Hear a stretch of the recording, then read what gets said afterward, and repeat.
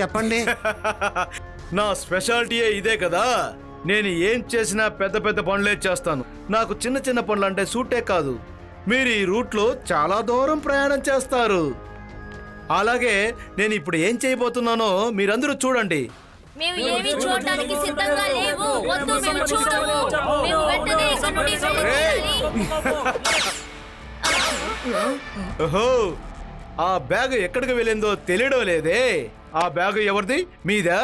నీదా? ఆ బ్యాగ్ ఎవరిదైనా సరే ఈ గున్నాం స్టేషన్ లో కనిపించకుండా పోయిందంటే అది ఎన్నటికీ మీకు దక్కదు. మీరు కూడా ఇప్పుడు కనిపించకుండా పోకూడదని అనుకుంటే నోరు మూసుకొని వెళ్ళి ట్రైన్ లో కూర్చోండి. అదే మీకు మంచిది.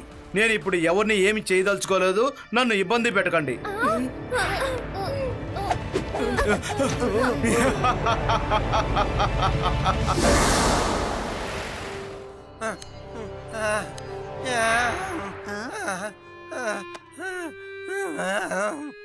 బామ్మ, శివ ఇంట్లో ఉన్నాడా? అరేరే లడ్డు సింగ్, వచ్చి ఇలా కూర్చోవయ్యా. నువ్వేదో చాలా కంగారుగా వచ్చున్నావు. ఇందుకు ఖచ్చితంగా 2 కారణాలు మాత్రమే ఉంటాయి. బయట ఎండ ఎక్కువగా ఉన్నందువల్ల తట్టుకోలేక వచ్చుంటావు, లేకుంటే శివాను తీసుకెళ్ళడం కోసం వచ్చుంటావు. ఎండే కారణం అంటే ఐస్ వాటర్ ఇస్తాను, తాగేసి వెంటనే బయలుదేరు. అంతేకాకుండా శివన్ తీసుకెళ్ళడం కోసం వచ్చావంటే 1 గ్లాస్ నీళ్లు కూడా ఇవ్వను, వెంటనే బయలుదేరు. లడ్డు సింగ్, ఎందుకంత టైర్డ్ గా ఉన్నావు? ఏమైందేంటి? నువ్వెందుకు అలా నిలబడ్డావు? వెళ్ళి మంచినీళ్ళు తీసుకురా. అది తాతగారు, నేను ఇటు వెళ్తున్నాను. సరే, నాకు హఠాత్తుగా ఆలోచన పుట్టింది. మీరందరూ ఎలా ఉన్నారో చూసిపోదామని వచ్చాను.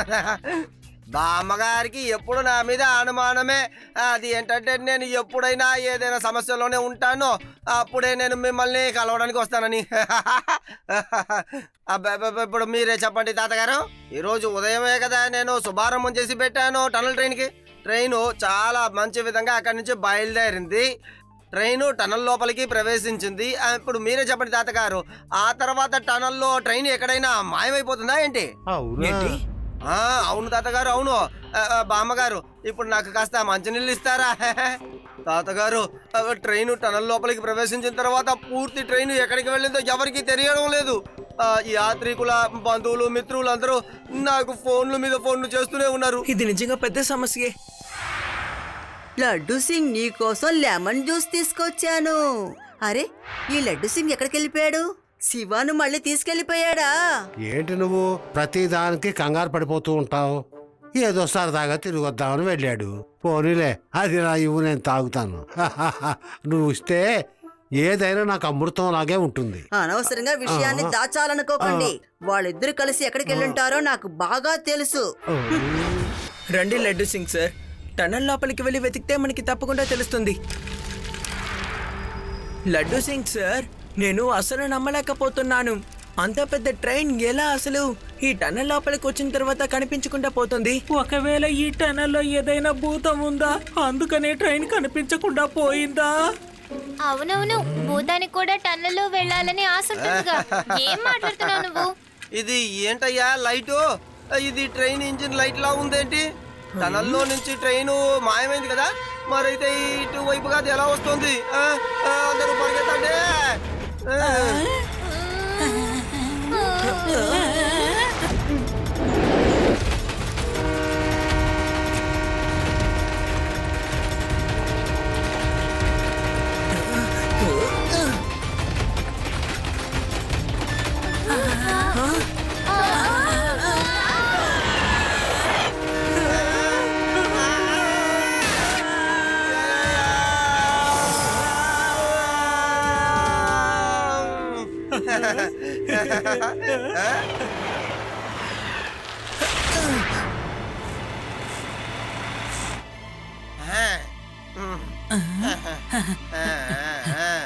లడ్డు సింగ్ సార్, రేవా, ఆది, యూడి వీళ్ళు ఎక్కడున్నారు?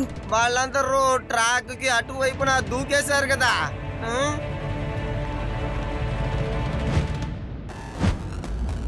ఇందులో కనిపించేంత దూరం వరకు ఎవరు కనపడడం లేదు. అసలు ఇది ఎలా సాధ్యం? మన కంటి ముందే ఆ ఇంజన్ వచ్చింది, ఒక సెకండ్ లో అది కూడా కనిపించకుండా పోయింది. మన యూడి చెప్పింది నిజమే అనుకుంటాను. ఈ టనల్లో ఖచ్చితంగా ఏదో దయ్యం ఉంది. అది దయ్యమో భూతమో ఇవన్నీ అదే చేస్తోంది. అరే లడ్డు సింగ్ సార్, ఒక ఇన్స్పెక్టర్ అయి ఉండి మీరు ఇలా మాట్లాడొచ్చా? రండి లోపలికి వెళ్ళి అసలు ఏంటో చూద్దాం. శివ, నువ్వు ముందు వెళ్ళు, నేను నిన్ను వెంబడిస్తూ మెల్లగా వస్తాను. Okay laddu Singh sir. Constable, మనం కూడా లోపలికి వెళ్ళాలి. శివాని మనం ఒంటరిగా వదిలేయలేము కదా.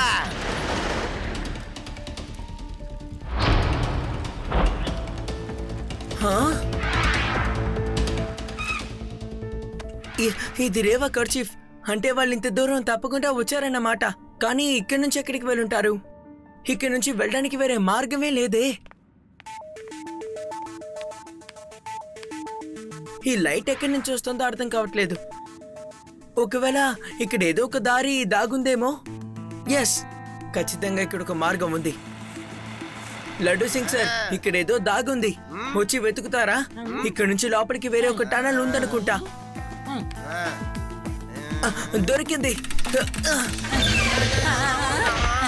సార్, నిజంగానే నేను భయపడిపోయాను. లోపలికి వెళదామా సార్? పదండి వెళదాం. వెళ్దాం వెళ్దాం.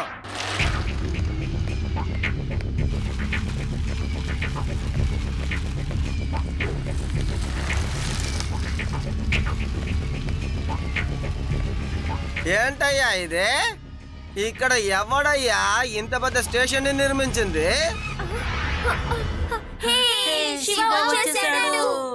రేవా, మీ ఎవరికేం కాలేదు కదా? ఆ డోర్ ని ఎవరు తెరిచారు? రేయ్, త్వరగా వెళ్ళి ఆ డోర్ ని మూసొచ్చాయి.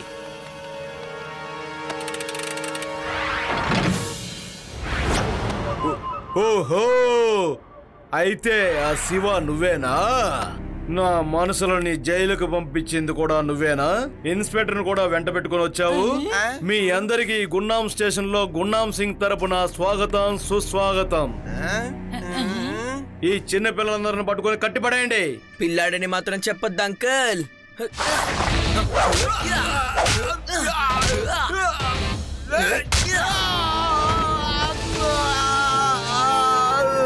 శివ, నా పేరు శివ.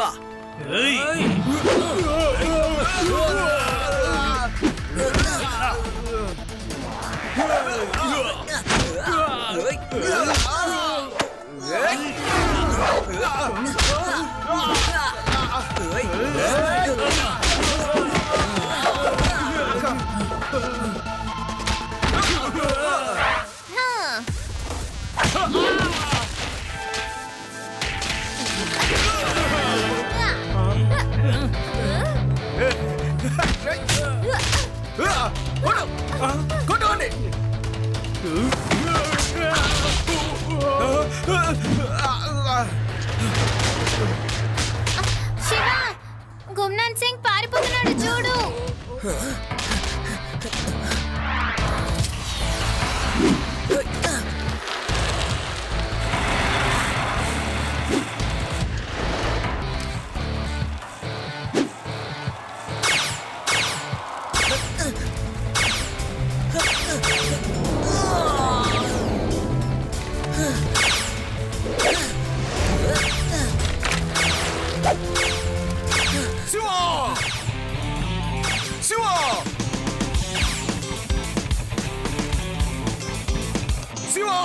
హలో అంకుల్, ఎప్పుడు వెనక్కి చూస్తే ఎలా? ముందుకు కూడా చూడాలి కదా.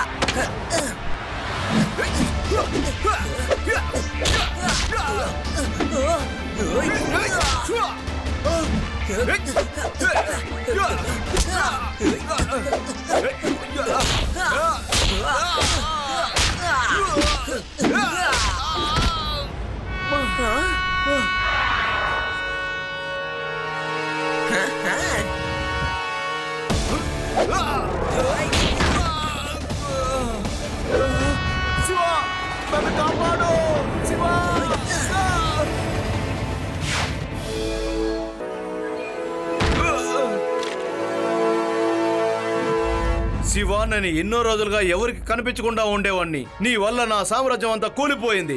నేను ఈ ట్రైన్ ని ఎలాగైనా హైజాక్ చేసి గున్నాం స్టేషన్లోనే పెట్టుకోవాలనుకున్నాను. దాని ద్వారా ఎంతో డబ్బు సంపాదించాలనుకున్నాను. కానీ ఇప్పుడు గున్నాం స్టేషనే లేకుండా చేసావు కదా శివ. నువ్వు అసలు దిగులు పడకూడదు. నువ్వు ఎటువంటి జైలు శిక్షని అనుభవిస్తావని నీకు తెలుసా? అక్కడ నీకు అసలు వెలుతురు కూడా కనపడదు. ఇప్పుడు చెప్పు, నీకు ఆ స్థలం నచ్చుతుంది కదా?